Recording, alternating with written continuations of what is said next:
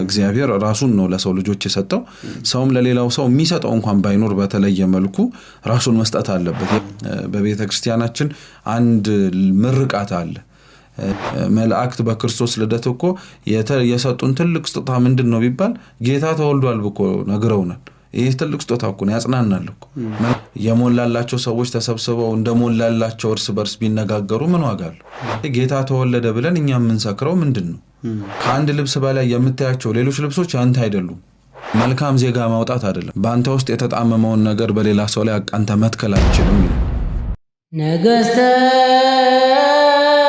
ደርሴ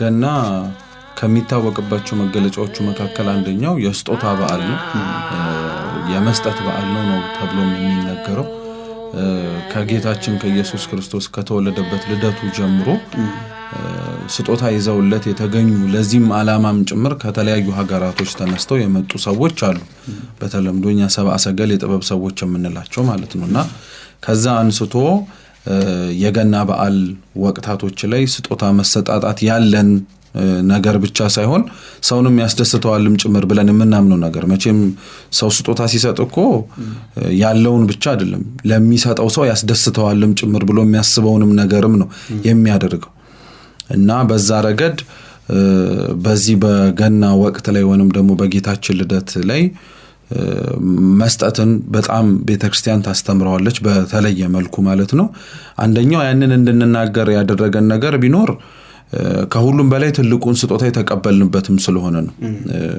ያምላክ ሰው የመሆኑና በዚች ምድር ላይ የመወለዱ ነገር ለዓለም ምናልባት ከመፈጠሯ በላይ የተሰጣ ትልቅ ስጦታ ቢኖር የፈጠራተን አምላክን ደግሞ በዚህ አይነት መልኩ ማየት እንድትችል መታደሏን ስለዚህ በዚህ ወቅት ላይ ትልቁ ስጦታ የሚባለው እንግዲህ የመጀመሪያው ራስን መስጠት ነው እግዚአብሔር ራሱን ነው ለሰው ልጆች የሰጠው ሰውም ለሌላው ሰው የሚሰጠው እንኳን ባይኖር በተለየ መልኩ ራሱን መስጠት አለበት የበዓሉ ወቅት ላይ መስጠት እየፈለጉ ያልሰጡ ማረግ እየፈለጉ የሚያቀታቸው አሉ እውነት ለመናገር ያንን መርሳት የለብንም ብዙ ጊዜ ላይ በትምህርትም በተለያዩ መድረኮችም ላይ መስጠት ሲባል ምን ኖሮኝ ነው የምሰጠው ሚል አይጠፋም በተለይ ከኑሮ ውድነቱ ጋር ያገናኙታል ምን ኖሮኝ ልስጠው ጊዜው ሁኔታው የሚሰጥበት እኮ አይደለም እንላለን እና እውነት ለመናገር መስጠት ፈልገን የምንሰጠው አተን ከሆነ እሱ ትልቅ ነገር ነው በቤተክርስቲያናችን አንድ ምርቃት አለ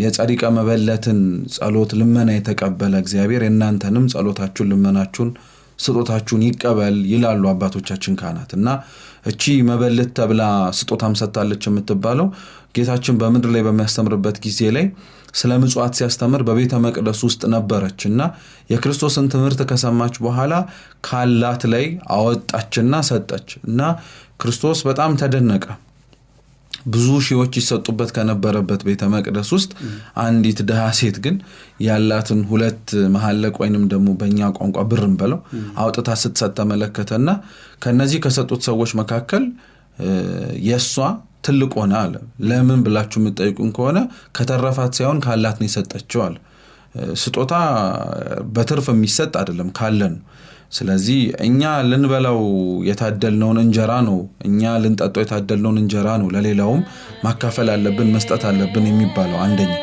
ሁለተኛው እንዳልኩት መስጠት እንኳን ባይቻል የመስጠትን በጎ ሐሳብ እንኳን ያለው ሰው አደራሄን ላጣ ነው እንጂ ኖሮት መስጠት ለከበደውና አልሰጥም ላለው ሰው አይደለም ግን ላጣ ሰው እግዚአብሔር በጎ መሻቱን ራሱ ይቀበልለታል ይሰማዋል ያዳምጠዋል እንደሰጠም አድርጎ ያስብለታል ለነገ ደግሞ መስጠት የሚችልበትን አቅም ይሰጣል ስለዚህ ብዙ ላይ መቻቹና ላንሰጥባቸው ምንችልባቸው ምክንያቶች አሉ ኑሮ ብለን አንዱን ጠቀስ ነው ያው ሁላችንም የሚያጋራን ስለሆነ እንጂ ከዛም በላይ አንሰጥም ብንል ምክንያት መዘርዘር አያቀተም መስጠት ግን አለብን ብለን ለመነሳት ብንሞክር ግን እንዳልኩት ቅድም ምንም ነገር ብናጣ ራሳችንን ግን አናጣ ለዛ ነው በነገራችን ላይ ማብላቱን ማጠጣቱን ድሆችን ሰብስቦ አቅማቸው ያልቻሉትን በሚችሉት መልኩ መደገፍ የከበዳቸው ሰዎች እኮ ጉልበታቸውን ይሰጡ የለ እንዴ በሚደረግባቸው ቦታዎች ላይ ተገኝተው ጊዜያቸውን ይሰጣሉ ጉልበታቸውን ይሰጣሉ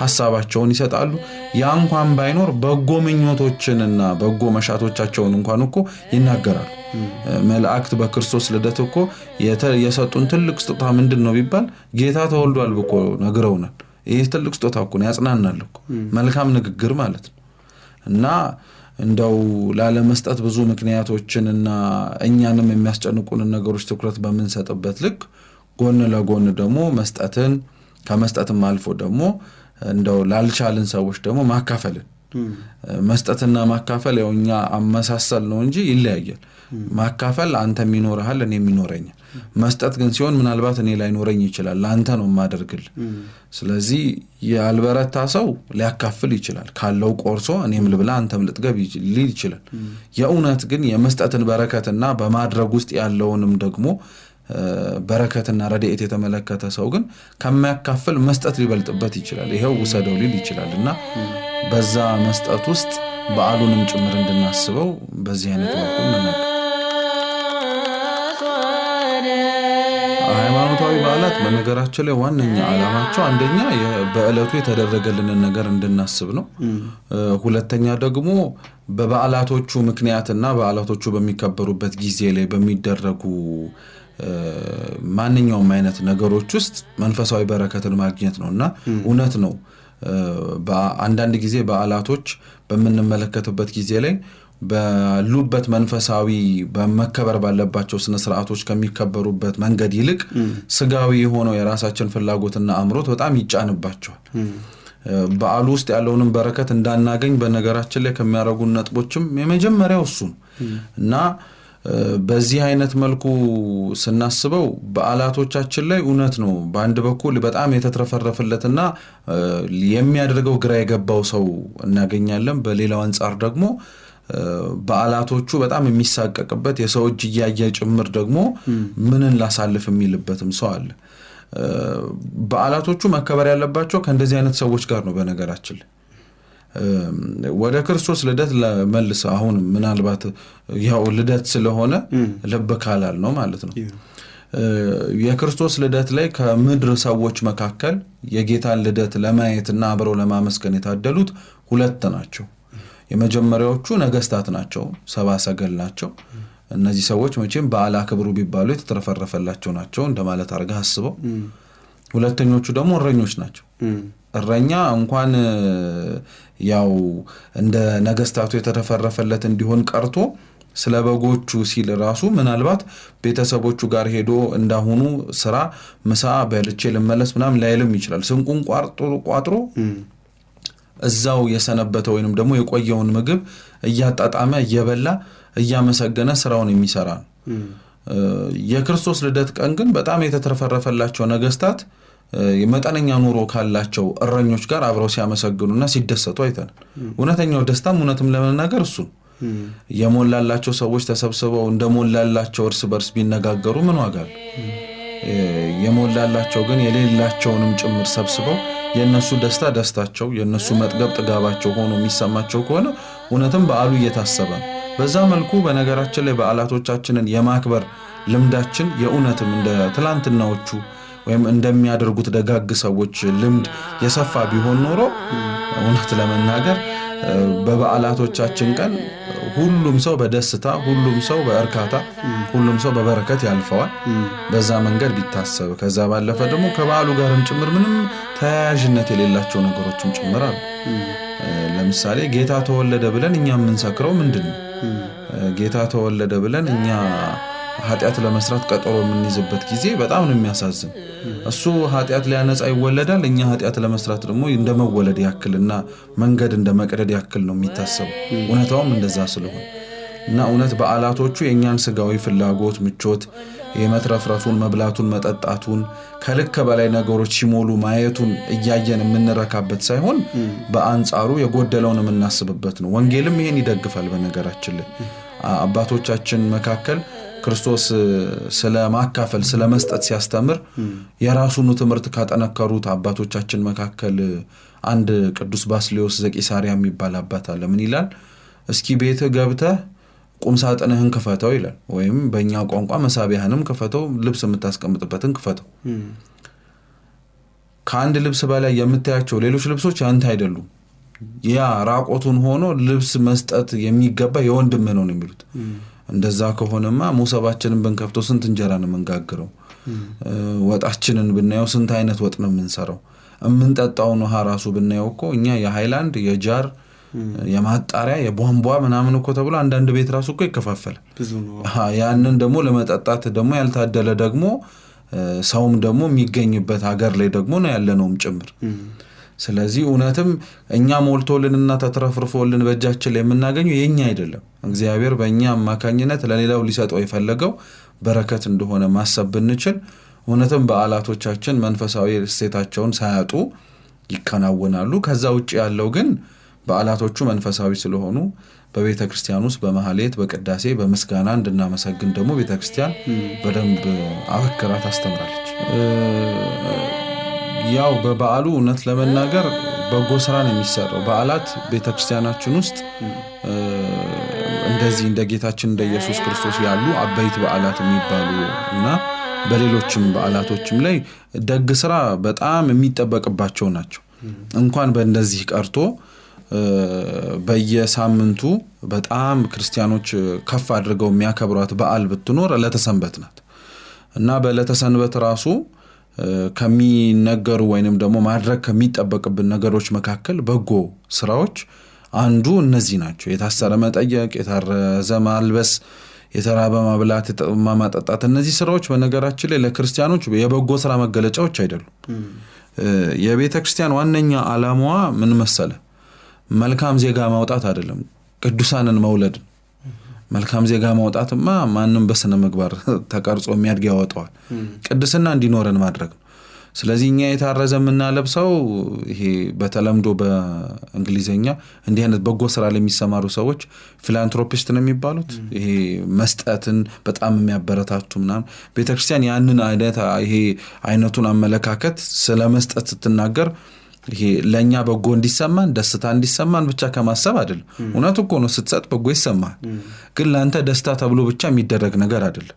ስለምታረግለትም ሰውም ጭምር ደስታ ታስቦና በዛ ውስጥ ደግሞ እኛም ስለምናገኘው ወይም የሚያረገው ሰው ስለሚያገኘው ጽድቅ ነው። እና እንዳልኩት በእንደዚህ አይነት ወቅታት ላይ መልካም ስራዎች ተብለው የሚጠቀሱት ውስጥ የታረዙ ማልበስ ብያለሁ፣ የተራቡ ማብላት፣ የተጠሙ ማጠጣት፣ የታሰሩትን መጠየቅ፣ እንግዶችን መቀበል። እነዚህ ነገሮች ወንጌላችንም ላይ ጭምር አምላካችን የሚጠይቀን ዳግም ሲመጣ አሁን ተወለደ ብለን የምንናገረው ቤተክርስቲያናችን ደግሞ ዳግም ሲመጣ የሚጠይቀን እነዚህን ጥያቄዎች ነውና በዓላት በተለየ መልኩ ይሄ በስጋ ከምናደርጋቸው ስራዎቻችን ወይም ደግሞ የመንግስትም የግልም ስራዎቻችን ትንሽ ረፍት ወስደን ከቤተሰብ ጋር የምንሆንባቸው ወቅታቶች ናቸው። በአንጻሩ ደግሞ ትላንትና ወይም በባለፈው ታሪካቸው በአንድም ይሁን በሌላ መንገድ ደግሞ ያንን ያጡ ደግሞ ህዝቦቻችን ወገኖቻችን አሉ። በእስር ቤቱ ያሉ፣ በየማረሚያ ቤቶቹ ያሉ፣ በተለያየ ቦታ ላይ የወደቁ ማለት ነው። ስለዚህ ቀደም እንዳልኩ ነው ያንተ ቁምሳጥን ውስጥ ያለው ልብስ ብዙ ያንተ አይደለም አይደል? የተሰበሰበው ቤተሰብም ያንተ ብቻ አይደለም፣ የነዛም ሰዎችም ጭምር ነው። ስለዚህ በእንደዚህ አይነት ወቅታት ላይ የታሰሩትን መጠየቅ፣ ስንቅ ሄዶ ማቀበል መልካም ስራዎች ብቻ አይደሉም እንዳልኩ ቅድስና ስራዎችም ጭምር ስለሆኑ በበዓላቶቹ ቀን የእውነትም ደስ የሚያሰኙ ናቸው። እስኪ አስቡ፣ አንድ ለታሰረ ሰው ማንም የሚጠይቀው ለሌለ ምናልባት ስርዓቱ ይፈቅዳ ይፈቅድ እኔም አላውቅም፣ ነገር ግን መስጠት የሚቻል ከሆነ እንዲበሉ እንዲጠጡ ይፈስኩ ተብሎ የሚሰጥ ከሆነ እንደው በዛ ሰውዬ ልብ ውስጥ በዛ ሰውዬ ሆድ ውስጥ ይቅርታ ምግብ ብቻ ሳይሆን እኮ ያስገባህለት በልቡ እኮ ተስፋን ይወልድክለት የሚያየው ሰው እንዳለ ማለት ነው።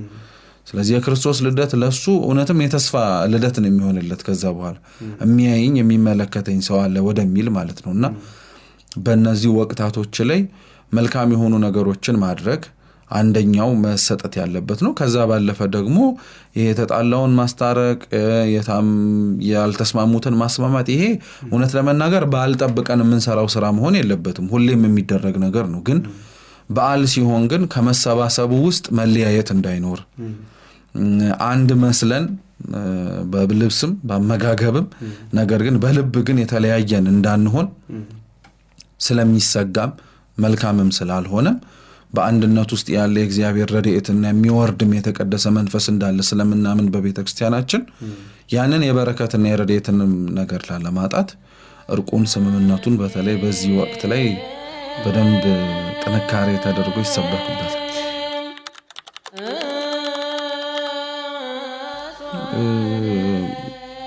ቅዱሳን መላእክት እውነት ነው በጌታችን ልደት ውስጥ ከነበራቸው ተሳትፎ የመጀመሪያው ብስራት ነው፣ ማብሰር ነው። ከብስራቱ በኋላ ጠባቆት ነው፣ ጠብቀዋል፣ እናቱን አገልግለዋል። ከዛ በመጨረሻ ደግሞ ያው ክርስቶስ ሲወለድ ደግሞ አብስረዋል። ይሄን ያነሳውልህ አንደኛ ያልተሰራበት ሰላም ዝም ብሎ አይበቅልም። ስለሆነ ነገር ድካም ያስፈልገዋል። ስለዚህ ቅዱሳን መላእክት ጌታችን ተወለደልን ብለው ከመናገራቸው በፊት ለኛም ጭምር ደስታውን ከማብሰራቸው አስቀድመው ሊወለድላችሁ ነው ብለው እንድንዘጋጅ ወይንም ደግሞ በእኛ አንፃር በደካማዎቹ ወከላን የተገኘችው ለመቤታችን ተናግረዋል። ከዛም በኋላ የመውለጃው ወራቶች እስኪደርሱ ድረስም ደግሞ ምንም አይነት ክፉ ከሆነው ነገርም ጭምር ጠባቆትንም ጭምር ሰጥተዋል። በመጨረሻ ግን እውነት ነው ክርስቶስ በተወለደበት ጊዜ ላይ መላእክት አብስረዋል። ከብስራታቸው ውጪ ራሱ አባቶቻችን ሲያስተምሩ እነዛን የጥበብ ሰዎችን መርተው ያደረሷቸው ነገሮች መካከል የመጀመሪያው የሚባለው ያው ኮከቡ ነው እና ያ ኮከብ ከቤተክርስቲያናችን አበው መካከል አንዱ ቅዱስ ዮሐንስ አፈወርቅ ሲያስተምር ኮከብ ሳይሆን መልአክ ነው ይላል። ስለዚህ እንግዲህ መላእክት መሪም ጭምር ናቸው ማለት ነው። ወደ ሰላም ያለበት ቦታ ላይ ያመላክታሉ። በመጨረሻም ክርስቶስ ተወለደ ሰላም ለእናንተ ይሁን ሲሉ መላእክት የዘመሩለት ሰላም መላእክት ይድረሳችሁ ያሉት ሰላም በመጀመሪያ ክርስቶስ ነው። ስለዚህ የሰላም ሁሉ ምልክትም የሰላምም ሁሉ አርማ የሰላም ሁሉ መገለጫ አምላካችን ጌታችን ኢየሱስ ክርስቶስ ነው። እሱን ነው ሰላምም ጭምር የምንለው። ያንን ሰላም እንዴት አድርገን ወደ መሬት አውርደን ነው ደግሞ እኛም ጭምር እርስ በእርሳችን ሰላም እንዲኖረን መኖር እንችላለን ቢባል እውነት ለመናገር እንደተሰበከልንና ክርስቲያኖች መኖር እንዳለባቸው መኖር ስንጀምር ዓለም ላይ ይኑር የምንለውን ሰላም የዛን ጊዜ ላይ ማግኘት እንችላለን። በተሰበከልን መኖር ባለብን በተጠበቀብን ልክ መገኘት ማንችል ከሆነ ማናችንም እንደው ተአምር ወርዶና ተአምር ተደርጎ ካልሆነ በቀር የምንናገረው ነገር መሬት ላይ ወርዶ ልናይበት የምንችለው እድል በጣም ጠባብ ነው። ለዛ ነው አይተኸውም ከሆነ አንተም በተለያዩ መንገዶች ስለ ሰላምም ስለ ፍቅርም ስለ ትህትናም ምናልባት ርዕሰ ጉዳዮቹ መነሳት ባለባቸው በአንድም ይሁን በሌላ መንገድ ሲነሱ እናዳምጣለን እንሰማለንም ጭምር። ግን ለምንድነው እንደተሰራውና እንደተነገረው ያክል ግን አድማጭ ተመልካች ወይንም ደግሞ ይመለከተኛል የሚለው ሰው ወደ መሬት ማውረድ የከበደው ለምንድነው የማያደርገው ስንል እንዳልኩት ሰላም የሚሰበክ ነገር ብቻ ሳይሆን የሚኖርም ጭምር ነው። አንዳንዴ በጣም ጭንቅላታችን ወይም ደግሞ አኗኗራችን ከሚያታልለን ነገሮች መካከል አንዱ ምን መሰለ ነገሮችን ተደጋጋሚ ስትሰማቸው የሆንከና ያደረካቸው እስኪመስል ድረስ ታምናቸዋል። ውሸት ሲደጋገምነት ይመስላል። በቃ ሰላም ሰላም ሰላም ሲባል በቃ ሰላም ነው እንድትል ትገደዳለህ። ግን እውነተኛው ሰላም ግን ተብሎ የሚጠቀሰው ግን እንዳልኩት ሃይማኖተኛ ሰው ሰላሜ ነው ብሎ የሚያምነው በተለይ ኦርቶዶክስ ተዋሕዶ አማኝ ከሆነ የክርስቶስን መወለድና የጌታውን ልደት ከሆነ በዛ የጌታችን ኢየሱስ ክርስቶስ ልደት ላይ ያገኘውን ሰላም እሱም ራሱ መኖር ሲጀምር ክርስቶስ ለዓለም የተወለደው ለሰው ልጆች ነው አይደል ያለው። ሰዎችም ለሰው መኖር ሲጀምሩ ጌታችን ኢየሱስ ክርስቶስ የተወለደው የተጣሉትን ለማስታረቅ በሰማይ ያሉ መላእክትና በምድር ያሉ ሰዎች አንድ ላይ ሆነው ያመሰገኑት በክርስቶስ ልደት ነው።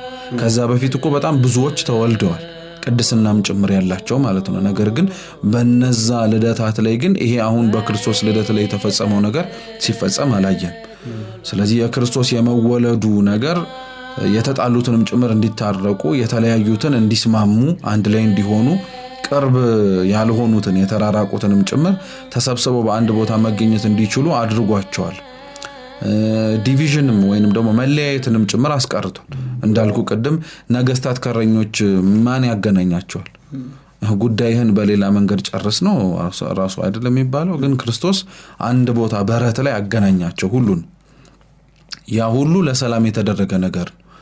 ስለዚህ አንድ ሰው ያንን ሰላም ማግኘትም እፈልጋለሁ ለሌላውም ሰውም ጭምር እንዲሄድልኝ እፈልጋለሁ የሚል ሰው ከሆነ እነዚህን ነገሮች ከልደቱ ጋር አብሮ ያሉትን ማድረግ ይጠበቅበታል። በተጨማሪ ምናልባት ይሄም በአንድ ነጥብ እንሰራው ካልን ለሁላችንም የሚሆን መልእክት ከሆነ የቤተክርስቲያናችን መምህር የሆነ አንድ ቅዱስ አትናቴዎስ ዘእስክንድርያ የሚባል አባት ሲያስተምር ምን ይላል? በአንተ ውስጥ የተጣመመውን ነገር በሌላ ሰው ላይ አቃንተ መትከል አትችልም ይላል። በእኛ ውስጥ የሌለን ሰላም ሌላ ሰው ላይ ይኖር ማለት አትችልም። በአንተ ውስጥ የሌለን ነገር ሌላ ሰው ላይ ግዴታ ይኖርበት ብለህ መትከል አትችልም። ስለዚህ ይሄ እናገኘው ማግኘት አለብን። የታለ የምንለውን ሰላም መጀመሪያ እኛ እናገኘው። ከዛ በኋላ ደግሞ እኛ ስንኖረውና ኖረንም ስናሳየው ደግሞ ሌላውም ጭምር ሊያገኘው ይችላል ማለት ነው።